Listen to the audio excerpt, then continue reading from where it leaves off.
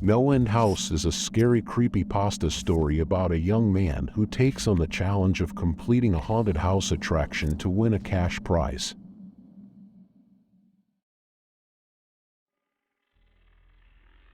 It was the day before Halloween when I first heard about the No End House from a friend of mine. He told me that it was a legendary haunted house attraction that was said to be the largest and scariest in the country. Everybody had heard about it, but nobody seemed to know where it was. My friend told me he had found it. The rules were pretty simple. You paid $20 to enter the attraction. The building contained 9 rooms in all. If you managed to reach the final room, you would win $500. The only catch was that nobody had ever managed to make it all the way through to the end. That's why they called it No End House. My friend told me he had tried to complete the house and failed miserably. He said the haunted house attraction was located roughly 4 miles outside the city and drew me a map. It piqued my interest and I told him I would check it out the next night. As I turned to leave, he grabbed me by the arm and tried to convince me not to go. He said that it was unnatural, that the things the house contained would be too much for anyone to endure. I didn't believe him, and no matter how hard he tried to convince not to go there, my mind was made up. Winning $500 for completing a haunted house sounded too good to be true. The next night, I followed the map he had drawn and arrived at No End House just as the sun was setting. I immediately felt that there was something strange about the building. I got a sinking feeling in the pit of my stomach. From the outside, it didn't look that scary, yet for some reason, it sent a chill down my spine. The feeling of uneasiness only intensified as I approached the haunted house and opened the front door. Stepping inside, I let out a sigh of relief. The entrance hall looked normal, like a hotel lobby decorated for Halloween. There was a sign posted on the wall that read, "Leave $20 in the tray below and proceed to room 1. 8 more follow. Reach the end and you win $500. With an uneasy chuckle, I placed my money in the tray under the sign and made my way to the door. The first room was a complete letdown. It was almost laughable. It resembled a children's ghost train at a fun fair, complete with white-sheeted ghosts hanging from the ceiling and mechanical zombies that lurched forward and gave an unconvincing moan as you passed by. I brushed aside the fake spider webs and headed for the door at the far end of the room.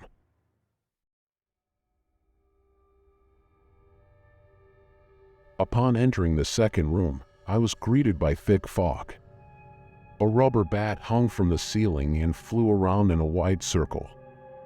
Some haunting Halloween music played on a loop in the background.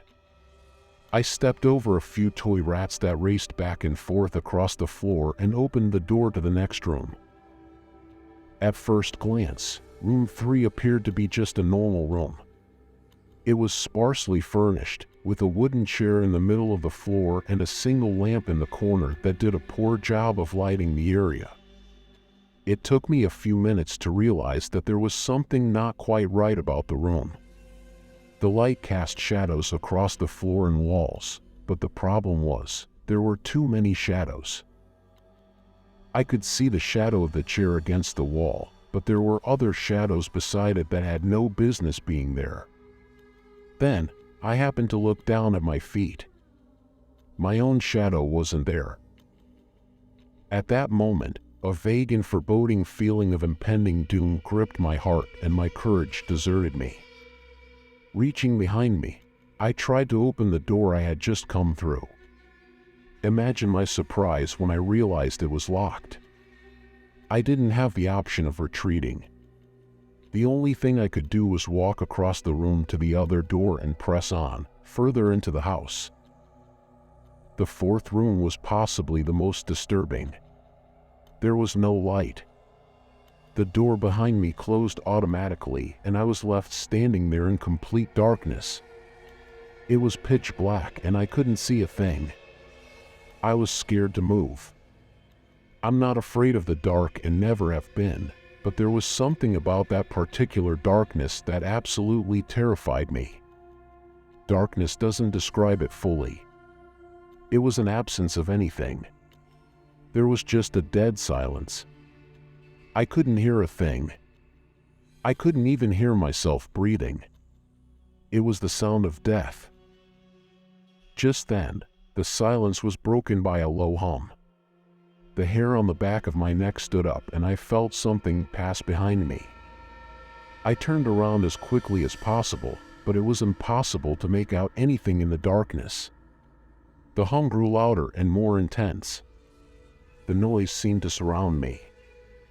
I knew that something was there, lurking in the dark, and I knew that it was gradually drawing closer. Until then, I had never felt that level of abject fear. I wasn't scared of dying. I was scared of what would happen to me if I lived. I was afraid of what the thing lurking in the darkness had in store for me. The humming noise grew louder and louder until it built to a crescendo.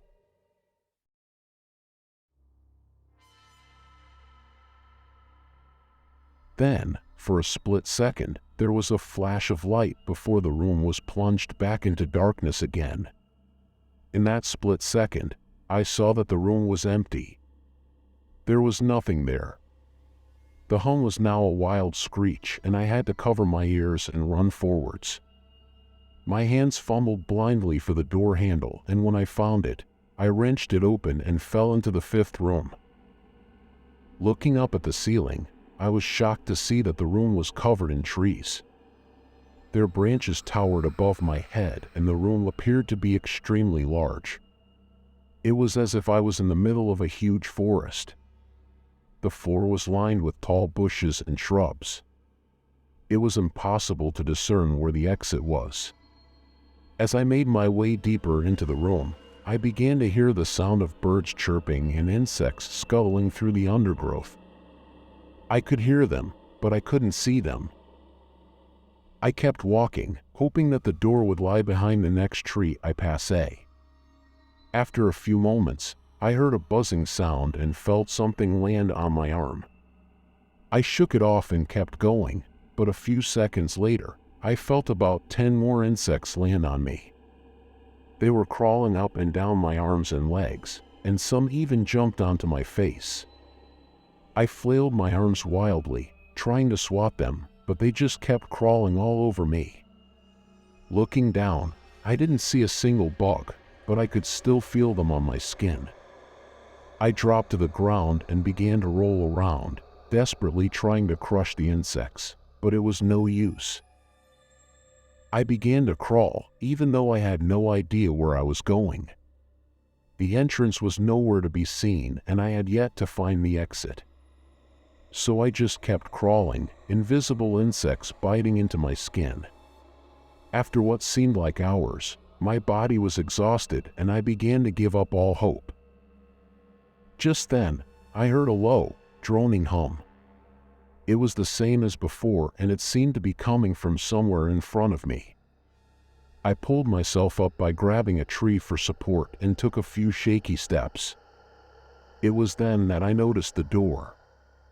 It was only a few feet away from me, but it was covered in ivy, making it almost invisible. I just stood there, my head pressed against the door marked 6, my hand shakily grasping the knob. The hum was so loud I couldn't even hear myself think.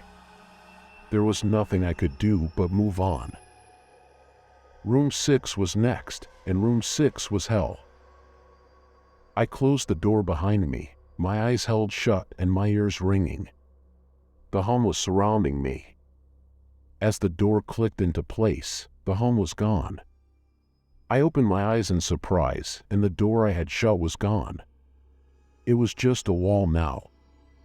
I looked around in shock. The room was identical to room 3, the same chair and lamp, but with the correct amount of shadows this time. The only real difference was that there was no exit door and the one I came in through was gone. As I said before, I had no previous issues in terms of mental instability, but at that moment I fell into what I now know was insanity. I didn't scream. I didn't make a sound.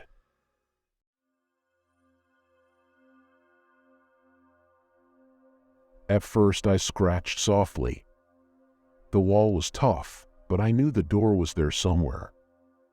I just knew it was. I scratched at where the doorknob was. I clawed at the wall frantically with both hands, my nails being filed down to the skin against the wood. I fell silently to my knees, the only sound in the room the incessant scratching against the wall. I knew it was there. The door was there. I knew it was just there. I knew if I could just get past this wall. Are you all right? I jumped off the ground and spun in one motion. I leaned against the wall behind me and I saw what it was that spoke to me. To this day, I regret ever turning around. There was a little girl. She was wearing a soft, white dress that went down to her ankles. She had long blonde hair to the middle of her back and white skin and blue eyes. She was the most frightening thing I had ever seen, and I know that nothing in my life will ever be as unnerving as what I saw in her. While looking at her, I saw something else. Where she stood, I saw what looked like a beast. It had a man's body, only larger than normal and covered in hair, but its head was not human. It had the head of a ram and the snout of a wolf. It was naked from head to toe, and its toes were in the form of black hooves. It wasn't the devil, but at that moment it might as well have been. It was horrifying. The man-beast and the little girl in front of me. They were the same form. I can't really describe it, but I saw them at the same time. They simultaneously occupied the same space in that room, but it was like looking at two separate dimensions. When I saw the girl, I saw the form, and when I saw the form, I saw the girl. I couldn't speak. I could barely even see. My mind was revolting against what it was attempting to process. I had been scared before in my life, and I had never been more scared than when I was trapped in the fourth room, but that was before room 6. I just stood there, staring at it. There was no exit. I was trapped here with it. And then it spoke again. "David, you should have listened." When it spoke, I heard the words of the little girl, but the other form spoke through my mind in a voice I won't attempt to describe. There was no other sound. The voice just kept repeating that sentence over and over in my mind, and I agreed. I didn't know what to do. I was slipping into madness, yet couldn't take my eyes off what was in front of me. I dropped to the floor. I thought I had passed out, but the room wouldn't let me. I just wanted it to end. I was on my side, my eyes wide open and the form staring down at me. Scurrying across the floor in front of me was one of the battery-powered rats from the second room.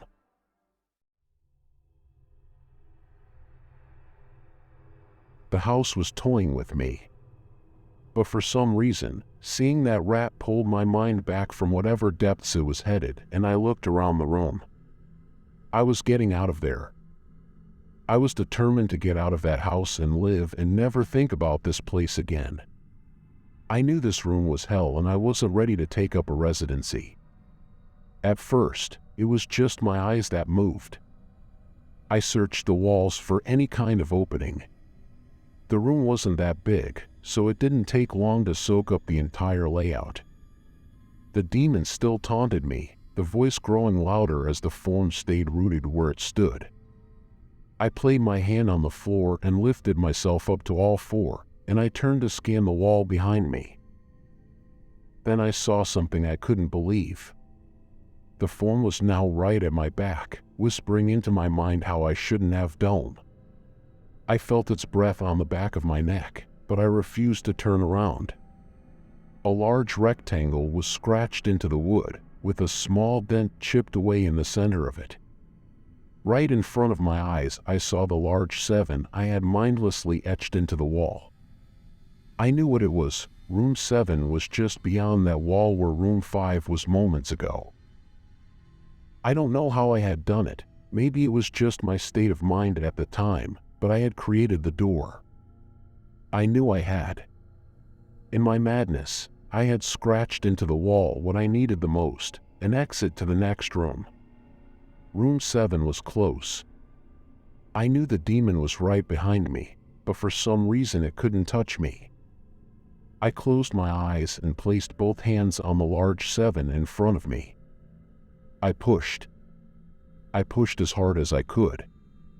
The demon was now screaming in my ear. It told me I was never leaving. It told me that this was the end, but I wasn't going to die. I was going to live there in room 6 with it. I wasn't. I pushed and screamed at the top of my lungs. I knew I was going to push through the wall eventually. I clenched my eyes shut and screamed, and the demon was gone. I was left in silence. I turned around slowly and was greeted by the room as it was when I entered, just a chair and a lamp. I couldn't believe it, but I didn't have time to dwell. I turned back to the 7 and jumped back slightly. What I saw was a door. It wasn't the one I had scratched in, but a regular door with a large 7 on it. My whole body was shaking. It took me a while to turn the knob. I just stood there for a while, staring at the door. I couldn't stay in room 6. I couldn't. But if this was only room 6, I couldn't imagine what 7 had in store. I must have stood there for an hour, just staring at the 7. Finally, with a deep breath, I twisted the knob and opened the door to room 7.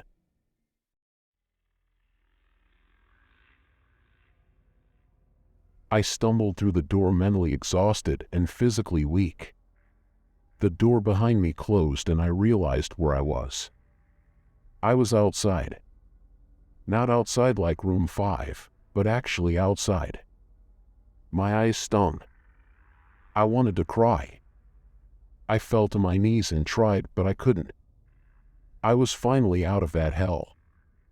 I didn't even care about the prize that was promised. I turned and saw that the door I just went through was the entrance. I walked to my car and drove home, thinking of how nice a shower sounded. As I pulled up to my house, I felt uneasy. The joy of leaving No-End House had faded and dread was slowly building in my stomach. I shook it off as residual from the house and made my way to the front door. I entered and immediately went up to my room. There on my bed was my cat, Baskerville. He was the first living thing I had seen all night, and I reached to pet him. He hissed and swiped at my hand. I recoiled in shock, as he had never acted like that. I thought, whatever, he's an old cat. I jumped in the shower and got ready for what I was expecting to be a sleepless night. After my shower, I went to the kitchen to make something to eat. I descended the stairs and turned into the family room. What I saw would be forever burned into my mind, however. My parents were lying on the ground, naked and covered in blood. They were mutilated to near unidentifiable states. Their limbs were removed and placed next to their bodies, and their heads were placed on their chests facing me. The most unsettling part was their expressions. They were smiling, as though they were happy to see me. I vomited and sobbed there in the family room. I didn't know what had happened. They didn't even live with me at the time. I was a mess. Then I saw it, a door that was never there before. A door with a large 8 scrawled on it in blood. I was still in the house. I was standing in my family room, but I was in room 7. The faces of my parents smiled wider as I realized this. They weren't my parents, they couldn't be, but they looked exactly like them. The door marked 8 was across the room, behind the mutilated bodies in front of me. I knew I had to move on, But at that moment I gave up. The smiling faces tore into my mind. They grounded me where I stood. I vomited again and nearly collapsed. Then the hum returned. It was louder than ever, and it filled the house and shook the walls. The hum compelled me to walk.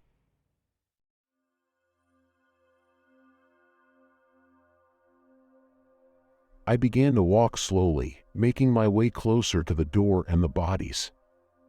I could barely stand, let alone walk, and the closer I got to my parents, the closer I came to suicide.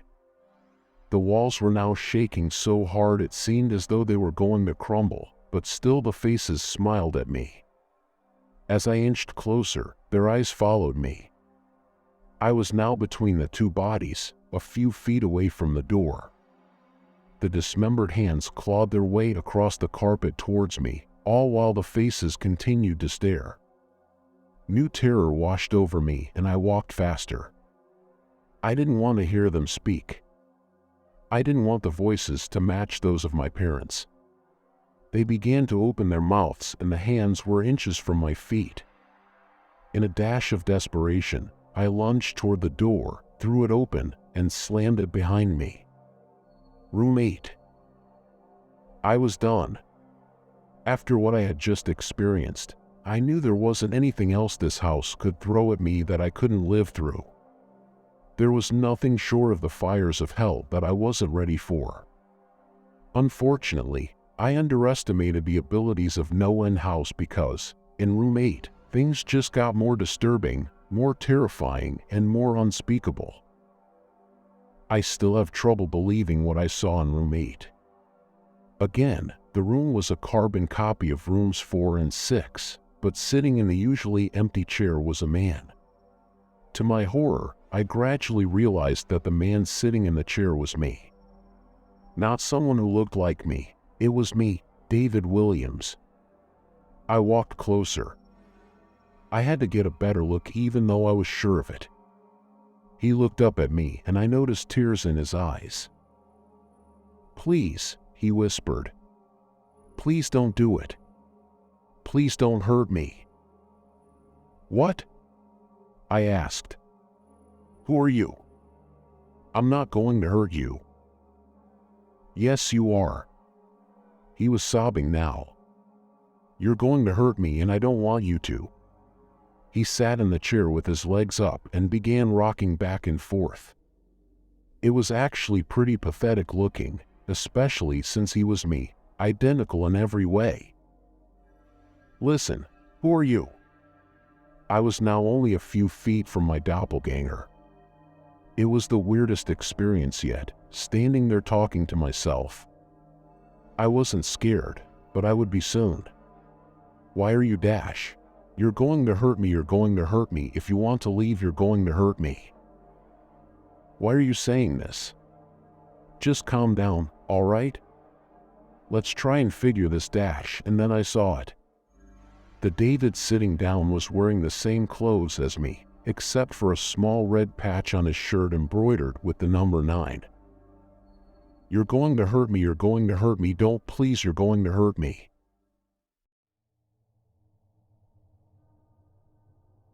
My eyes didn't leave that small number on his chest. I knew exactly what it was.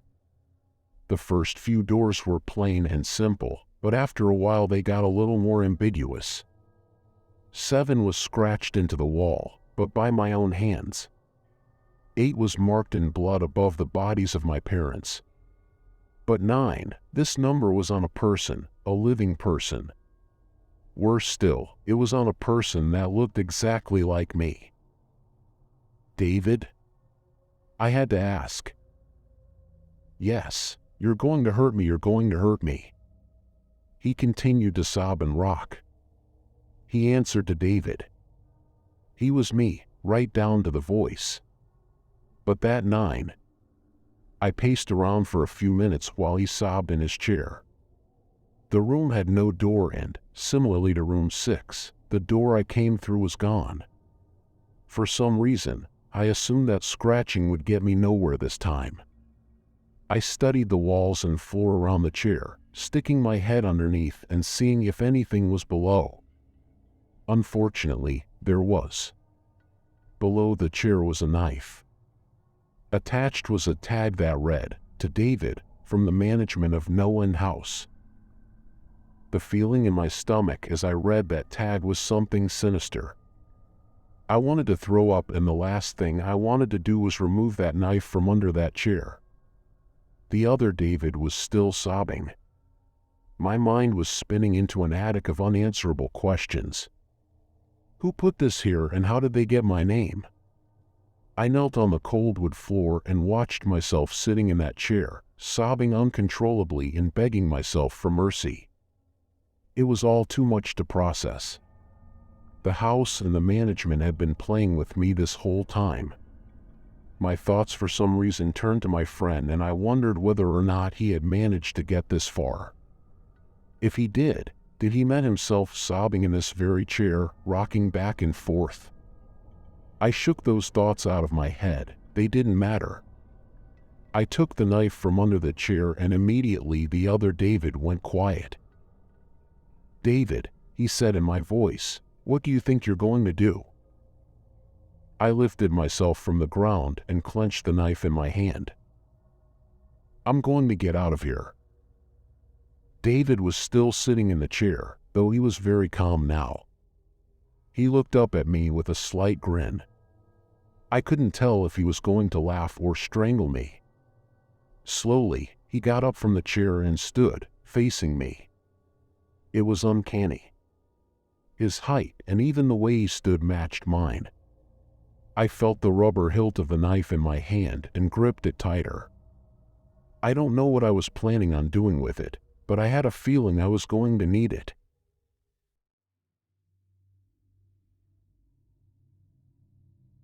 Now, his voice was slightly deeper than my own.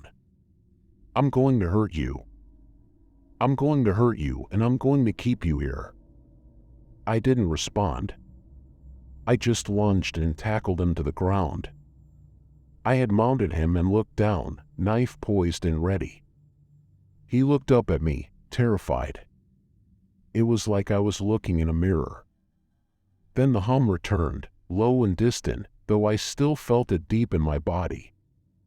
David looked up at me as I looked down at myself. The hum was getting louder, and I felt something inside me snap. With one swift motion, I slammed the knife down, but before it pierced my chest, the room was engulfed in darkness, and I could feel myself falling. The darkness around me was like nothing I had experienced up to that point. Room 3 was dark, but it didn't come close to what was completely engulfing me. I wasn't even sure if I was falling after a while. I felt weightless, covered in dark. Then a deep sadness came over me. I felt lost, depressed, and alone. The sight of my parents entered my mind. I knew it wasn't real, but I had seen it, and the mind has trouble differentiating between what is real and what isn't. The sadness only deepened. I was in room 9 for what seemed like days. The final room. And that's exactly what it was, the end. No End House had an end, and I had reached it. At that moment, I gave up. I knew I would be in that in-between state forever, accompanied by nothing but darkness. Not even the hum was there to keep me sane. I had lost all senses. I couldn't feel myself. I couldn't hear anything. Sight was completely useless here. I searched for a taste in my mouth and found nothing. I felt disembodied and completely lost. I knew where I was. This was hell. Room 9 was hell. Then it happened. A light. One of those stereotypical lights at the end of the tunnel. I felt ground come up from below me, and I was standing. After a moment or two of gathering my thoughts and senses, I slowly walked toward that light. As I approached the light, I realized it was a vertical slit and a heavy curtain. I slowly pushed my way through the slit and found myself back where I started, in the entrance hall of No End House. It was exactly how I had left it, still empty and still adorned with childish Halloween decorations. After everything that had happened that night, I was still wary of where I was. I looked around the place trying to find anything different. On the desk was a plain white envelope with my name handwritten on it. Immensely curious, yet still cautious, I mustered up the courage to open the envelope. Inside was a letter that read, "Dear Mr. Williams, congratulations. You have made it to the end of No End House. Please accept this prize as a token of great achievement. Yours forever, the management of No End House."